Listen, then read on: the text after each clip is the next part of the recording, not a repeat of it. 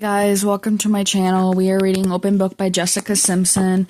We are on chapter 11, oh my goodness, into the fishbowl. So here we go. Spring 2003. So we thought it would be fun if Nick took you camping, the woman in my living room said. This was a production assistant whose name I can't remember. There were so many people in and out of our house that in the beginning we lost track of who was who. Nick wants to go camping, I asked. My husband was not someone who randomly planned the adventures. If we weren't working, we were on a couch or trying to figure out how exactly we were going to pay the mortgage on our $1 million house in Calabasas. It would be funny, she said. Fun. Where? I asked. Like, where do you even go camping in LA? Santa Barbara? Yosemite? I had no idea where Yosemite was, and I swear I had it confused with Jellystone. Like this Yogi Bear. I asked, are there bears there? Okay, oh, that's good, she said. You should be worried about that. We can use that. Welcome to the filming of the season of the Newlyweds, Nick and Jessica. And the first year of our marriage places everyone. When I packed for the trip, I stuffed as much as I could in my spring 2003 Louis Vuitton Marca cami bag before I had children or my dogs. That bag was my child. It went everywhere with me. Is this okay? I asked the crew. They smiled. You be you, Jessica. If I was me being me, I would have to go camping.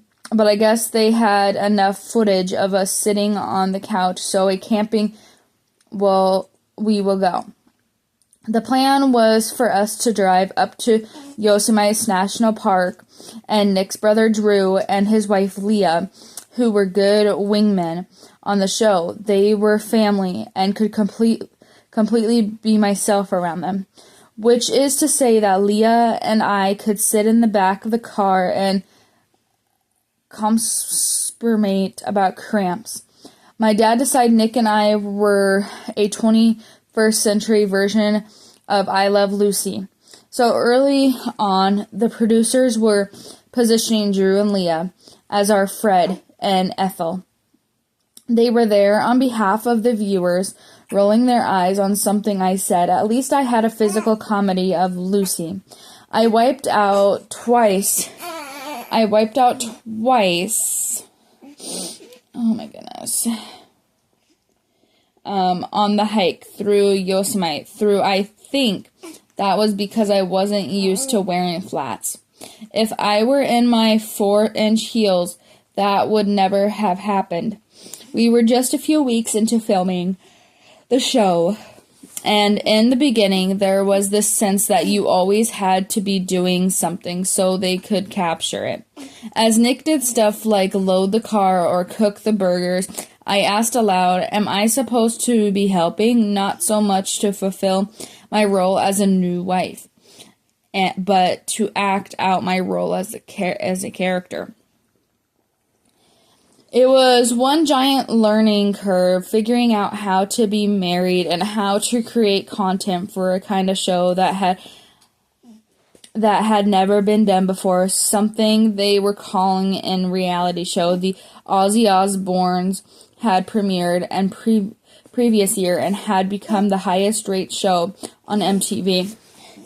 As much as the Ozzy Osbournes showed the real life of the celebrity family, they could have been the first to say it was kind of a circus. My dad pinched Newlyweds on MTV right after the wedding.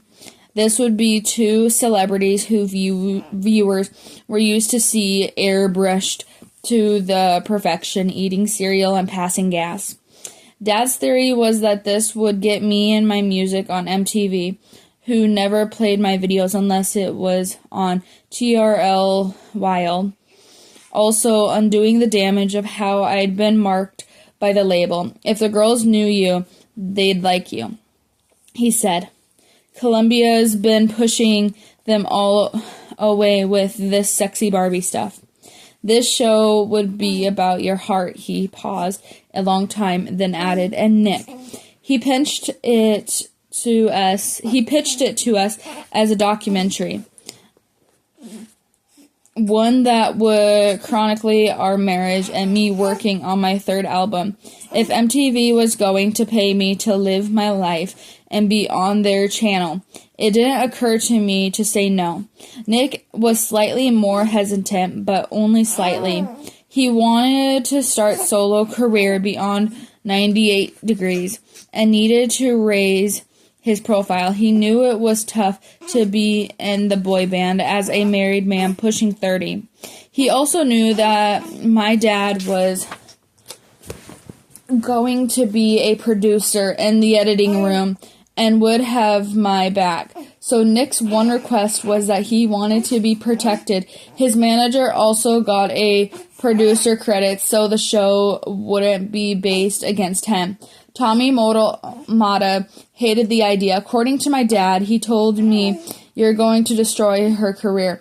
But after the way my second album had been handled, a Frankenstein of whatever genre Sony thought would sell that day. I didn't put much stock in the label's roadmap to success. There was a little budget for my third album because Tommy, who left Sony in January, blew through a ton of money on my whole previous one. Now Don Einer was in charge, and he was not a huge fan.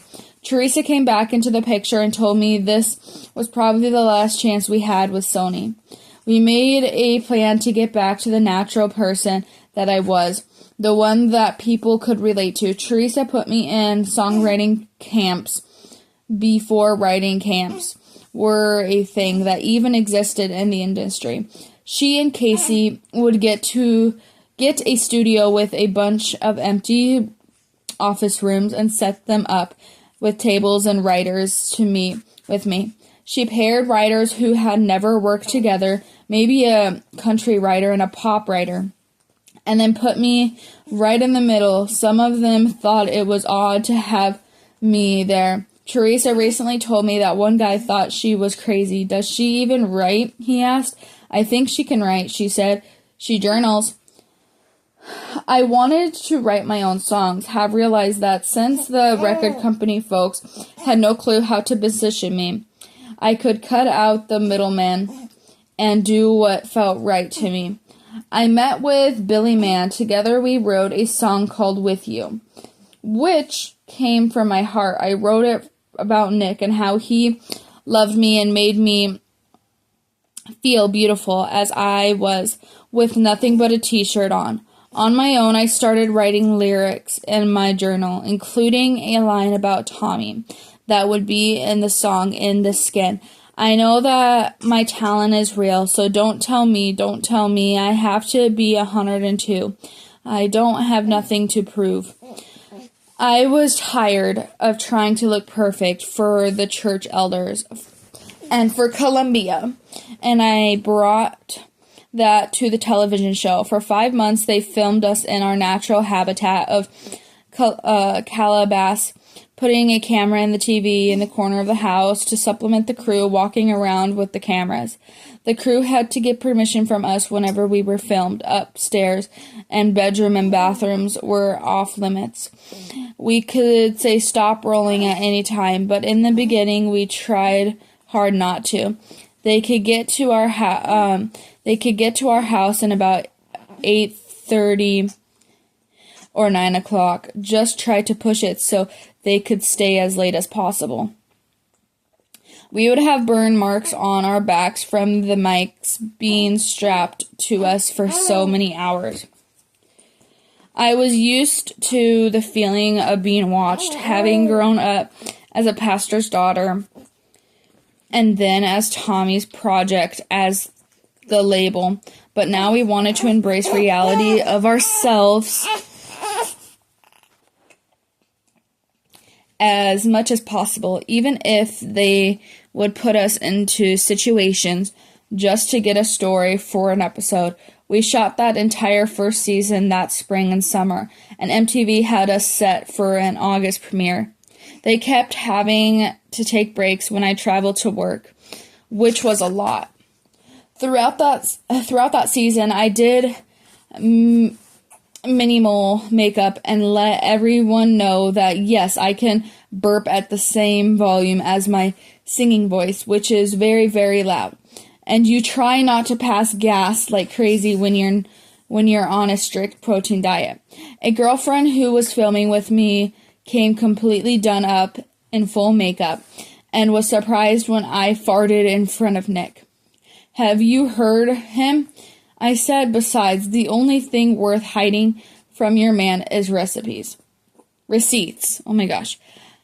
I was fine being me and finally finding out who exactly that me was in a very public place. In a very public way, but did have one blind spot. I wanted my marriage to look perfect. I didn't mind if I looked dumb, but I wanted people to see the fairy tale in Nick, in us. I had an Instagram girlfriend syndrome before it was a thing, and wanted the world to see my husband in the best light because I was hopelessly in love with him. But this was a reality show. The camera caught me hanging on his every word and him doting on me, but it also caught our struggles, how I would whine and how he would get mad at me over stuff that didn't matter. He didn't want me to have a housekeeper come weekly. He hated that we ate out so much, and he didn't want to hire anybody to do home projects. He was fragile, but it wasn't about money. He always wanted to do everything on his own to prove he could, and he held me to that same standard. Nick wanted me to be a housewife making all the meals, and I admit I went into that marriage hoping to be that way, too. I was a girl who registered for everything at the William Sonoma, thinking I'd be like my mom, but I wasn't even home to unpack my house, let alone cook those meals. For most of my first year of marriage, I was very aware that I was a mid-level celebrity, still paying off her wedding and not in a position to say no to any gigs. I would come home to grocery shopping to try to be a normal wife Nick wanted, and then leave again.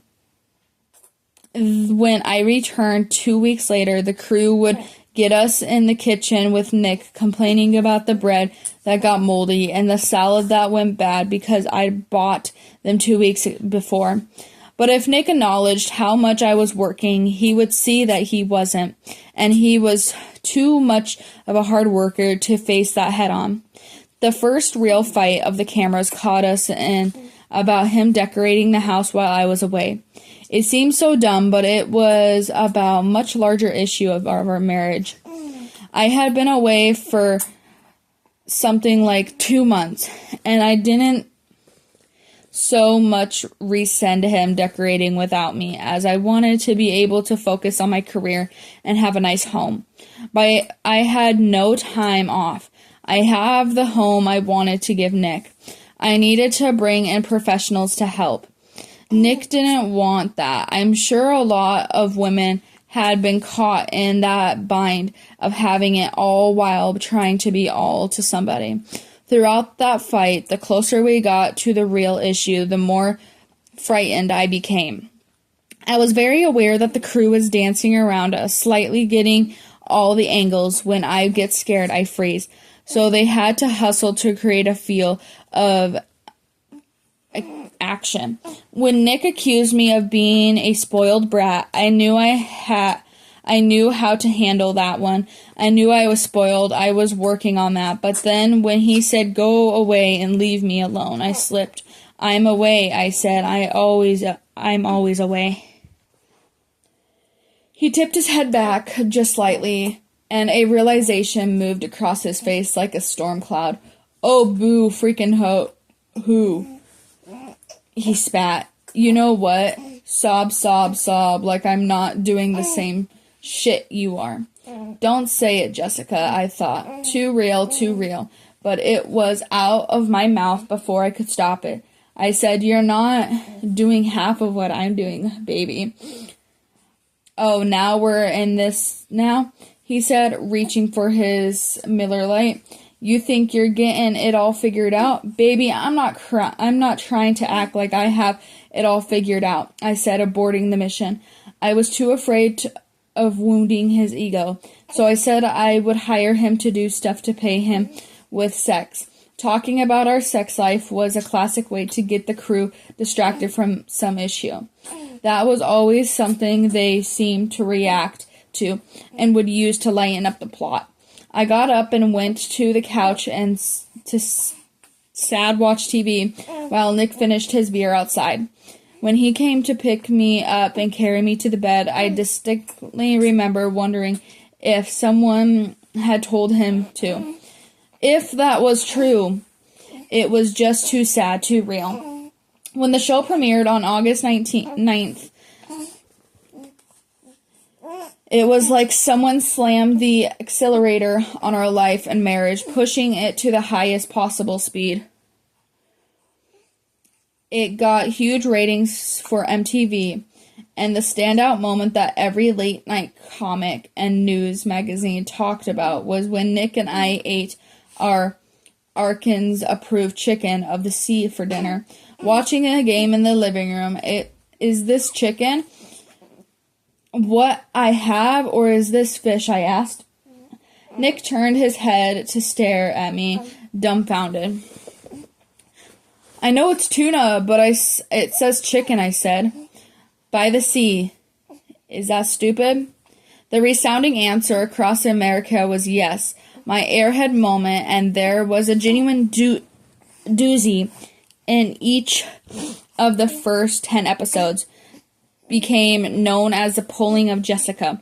The show started titling episodes with my gaffies and platypus when I thought I was pronounced platypus and buffalo wings. After the time, I told Nick I didn't eat them because they were made from buffalo meat. Yes, these were all legit ditzy moments.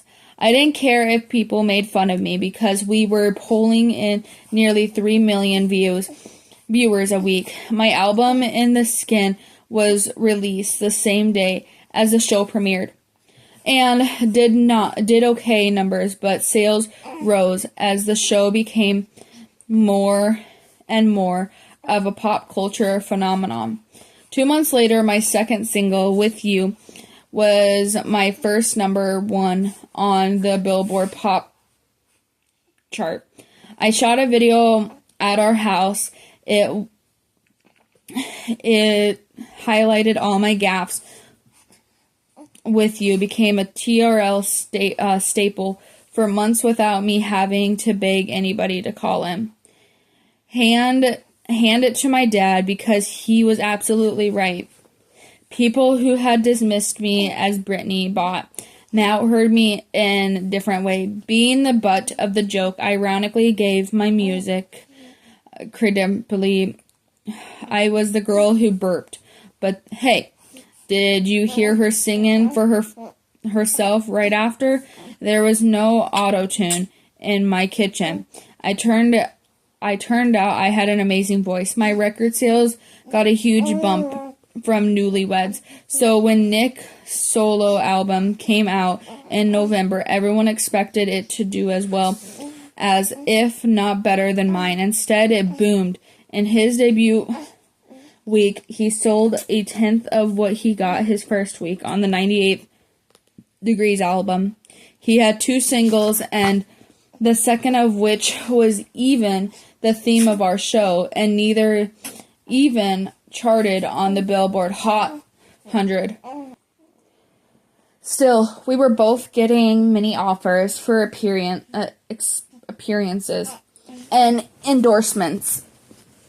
We could pick up $100,000 to sing 3 songs at the bar mitzvah or crazy money to surprise employees at the Chicken of the Sea staff meeting in Santiago. We had once been these also rans in the music industry, rating Vig, I think I know you, second glances in public, and now we couldn't walk a foot without 5 people coming up to us. The fam was new, but it was also a new kind of fam. Reality television knocked famous people off the pedestal. Girls felt like I had hung out with them in their living rooms, and so when they saw me, they ran up to hug me like we were girlfriends. Couples identified so strongly with us. A man came up to Nick and me early on, pointing to a shy woman at his side who looked nothing like me. I'm married to a Jessica, he said. She can say the dumbest things too. I looked at her and took her hand, like I do, right? We smile at each other and laugh. Yes, she said. It was little moments like that where I was on a joke of and invited others in too. That made me feel powerful. MTV signed us for a second season to air in January, with filming set to start on our October 26th anniversary. In the weeks before we went back to work, the media covered escalated when Justin Timberlake hosted Saturday Night Live for the first time in October. He put on a blonde wig and shawl to play me trying to defend my intelligence on Saturday Night Live. With Jimmy Fallon doing his best Nick, we watched the tape of it together. Hi, I'm Nick Lachey, said Jimmy, formerly of the band 98 Degrees, and currently of, well, nothing. And I'm his wife, Jessica Simpson, said Justin, formerly of the band, Jessica Simpson. He gave me a strange Long Island accent. I turned to Nick. I don't talk like that, do I? I asked. Nah, Nick said. Maybe if he did my actual voice, it would be too close to his then girlfriend Brittany. I know my arms aren't that hairy, I said. Bet he didn't think he'd be playing me today. A couple days later, we were set to shoot a covering Rolling Stone. I know Nick saw that as a pinnacle of fame. And then my dad called me. They just want you on the cover, Jessica, he said, without Nick. Oh, I said.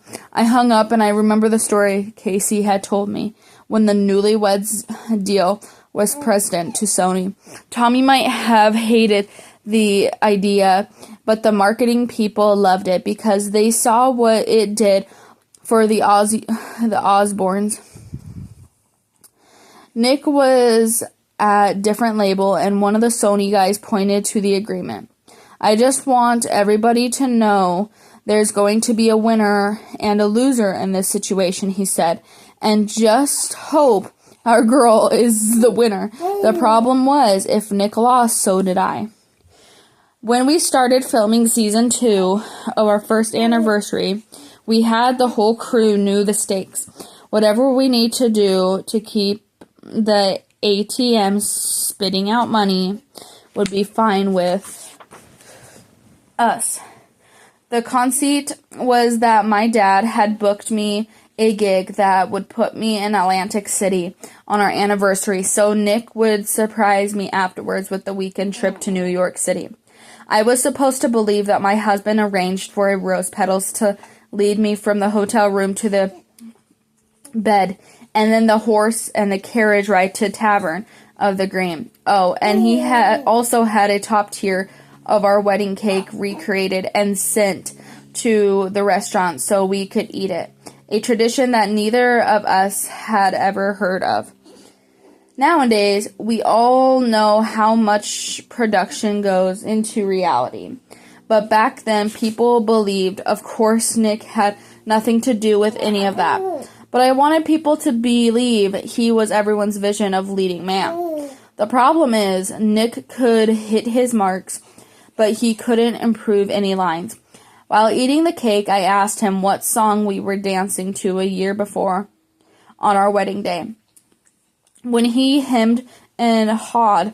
I tried to help him. Baby, you don't remember our first dance? He didn't. I put my head in my hands, not because I was mad at him, but because I was frustrated that he couldn't even act the part MTV handed to him. It was crazy love, I said quietly. We had become the actors in our own lives, playing ourselves worse. We slowly started acting out our parts, even when cameras weren't rolling. When we did our appearances, we didn't want to disappoint people by not doing the whole act. I didn't feel wrong because it was just exaggerated, idealized version of ourselves. Heck, I wanted to be that happy performing as Nick and Jessica became constant. Because we had 18 or so gigs booked for December alone. We didn't even bother to get a tree, even though MTV probably would have decorated one for us. We went to Ohio,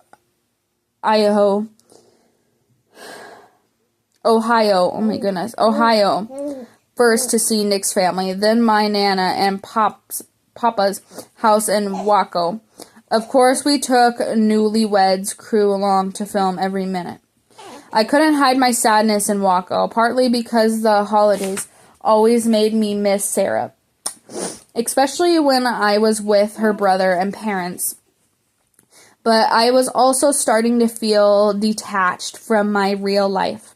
And seeing my extended family perform for the cameras made me realize how much I was playing a part. Nowadays, I see so many people performing their identities on social media, but I feel like I was a guinea pig for that. How was I supposed to live a real, healthy life filtered through the lenses of a reality show? And my personal life was my work, and my work required me to play a certain role. Who even was I anymore? I had no idea who I really was. But fame and money are great distractions. When we hosted SNL together in January, time to our premiere of the second season, my dad told us to think of it as an audition reel for other shows and film studios. We both wanted to do real acting and needed an exit strategy from reality TV, which we knew was about to lose the novelty. My dad came to me with more and more endorsement offers that requested me solo. Unless you're an athlete, it's a girl's world when it comes selling products. When MTV produced the Super Bowl halftime show in Houston, they invited me to kick off the show without Nick. Just as he was trying to build a solo career, his success became tendered to me. He was proud of my success, but Nick also wanted somebody who could make him feel like I did when I was 19 years old. Falling all over him, I don't think he understood how to have the kind of relationship where I didn't need him to tell me what to do. It was not a happy time for us, and people were no longer satisfied with just seeing us on Newlyweds. The tabloid industry realized we sold covers, and paparazzi began to swarm both of us, but especially me. This was before everyone had a phone in their pocket, so the paparazzi industry was incredibly electric. You just needed a camera and the willingness to run red lights to chase someone down. As a frenzy built, the camera crew tried to shoot us as they always had, but soon that became impossible. If they arranged for us to sit outside somewhere, people would pull up chairs like they were watching the show. It became impossible to hide. The simplest errand would lead to 8 to 10 cars following me, to getting in front of me, to block me, to get a shot of me with the new Fendi bag. Still, the fame seemed manageable, and then it wasn't. You know, the energy you put into Huffy and Puffy and trying to get out of things, you could have done them 4 times by now. I can't tell you how many times I heard Casey Cobb say that. I built my reputation in the industry for showing up on time on the back of Casey's dragging me places. In early 2004, Sony allowed her to keep her A&R job while she became my full-time assistant while Columbia relaunched a deluxe edition of my In the Skin album that capitalized on my new fame. By then, Teresa's artistic leanings weren't valued at Columbia, and she was now over the Jive Records. To help promote the re-release, I was set to doing signings in 4 cities around the country. Thanks to filing sharing and Bottom had dropped out of the music industry, so the budget was minuscule. Like someone went through the couches at Sony and collected change for me. On March 3rd, Sony flew us to Boston on the red eye in couch because they were too cheap to pay for a hotel. We even did our own hair and makeup in the airport bathroom at Logan until a group of girls realized who I was and started to gather. I'm a celebrity, I informed Casey for the millionth time. I was joking, but she was there to check me as usual. Okay, crazy, she said. Let's just get to the venue. The venue was at a Walmart. Our driver was a very brusque, older Boston guy who had no idea who I was and didn't care either. I whispered to Casey in the back seat, doesn't he think it's kind of weird that he picked us up at the airport and we need to go right to Walmart? Maybe he thinks we're from corporate, he said. Career girls? We were here to discuss the numbers. The car behind us honked, and I realized we were crawling on the interstate. I've never seen traffic like this. Our driver said there were stretches where cars just weren't moving at all. And Casey began to get anxious. I'm calling them, said Casey. We were going to be late, but there was no answer at the Walmart. She left a message, and I yelled so they could hear. Don't blame me, I'm trying. Traffic crept and crept until we finally got to our exit. Casey seriously wondered if we should just get out and walk. When we got out of the parking lot, we saw thousands of people waiting outside. Oh, Lord, I said, what is going on? And then they saw us. We were just in the regular old car. With the clear windows, news reporters said I was in a limo, but trust me, Sony didn't spring for a limo. People rushed the car, literally climbing on top of each other to see, and our poor driver freaked out. Casey and I screamed and dropped down to the floorboards, half in the tear, but also with a huge sense of amazement, because in the final dawn of us that this wasn't zombie apocalypse we had stumbled into, it was for me. You're like a beetle, said Casey, and then caught herself. I mean, your version. The Walmart had expected 500 people. 5,000 showed up. Walmart called the police and canceled the event because there was too much of the chance of danger. Jessica Simpson menaced the social society. Afterwards, we called basically everyone we knew to tell them. The funny thing was that nobody believed us. Well, y'all didn't get out and do it, said my dad, thinking of the 5,000 sales left on the table. What the hell? Dad, they would have had to call the National Guard. 3 people were arrested that day for disorderly conduct, and another was charged with assault and battery. For the signing of Philadelphia, the next day, they had a SWAT team on standby.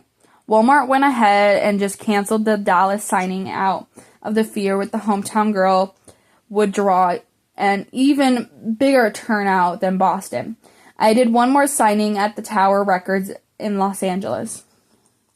Wearing jeans in case. I had to run. Casey wanted me to wear sneakers, but I refused. The compromise of Louis Vuitton sandals was a lower heel. There was such a huge crowd that in order to accommodate everyone, I had to start signing just my initials. I love you, strangers kept telling me. Oh, I love you too, I'd answer. Meaning it. In 1 week, and the skin jumped from number 16 on the Billboard chart to number 2. Darn you, Nora Jones. That morning, Dad read an industry article to me about the success of the album, making sure to emphasize the part where they credited the well-oiled campaign to roll it out. The sales went up 200%, he said. Do percentages go that high, I asked. They do now, he said. I felt like I had won the lottery because as much work as I put into things, I usually didn't get that kind of return of investment. There was always still more I needed to do. Things I need to change. Okay, now next time. But this time, I let myself enjoy the moment. Life was always ready to keep me humble. On March 14th, I performed the President George Bush at Ford's Theater. And afterward, I went to the White House for reception. The room was just stunning, and I kept looking around because I had no idea who anybody was. Someone brought a blondish gray-haired woman up to me.